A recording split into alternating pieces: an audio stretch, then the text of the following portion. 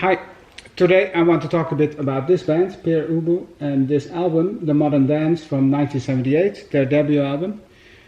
My point of view, at least, equally brilliant as the follow-up Dub Housing from the same year. And what makes Pere Ubu so interesting? I think what basically makes them so interesting is that they're from Cleveland in Ohio. And why is that relevant? Well, I think it's relevant to the same extent that Detroit is relevant for the likes of Iggy and the Stooges and the MC5. Because what I mean with that is that Pere Ubu as a band came up in the aftermath of punk and to a large extent took the spirit, the energy and a degree of nihilism from that movement. But what they did with it is they very much positioned it at the heart of where they came from, at the heart from Cleveland towards the end of the 70s, pretty much a city in decay, pretty much a very industrialized but also very old industrialized city where you basically saw the rotten nature of inner city life everywhere around you.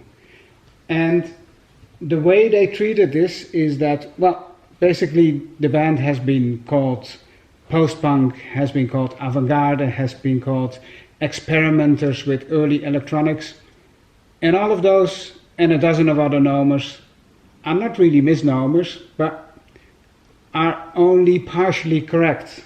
Because if you listen to it, if you really listen to this album, and personally I like the longer songs best, songs like Laughing on side 1 and Sentimental Journey on side 2, is that what they do is still pretty much punk and punk oriented, but with a slowed down speed, with the addition of often screeching saxophone play and with the addition of early versions of electronics, very rudimentary still.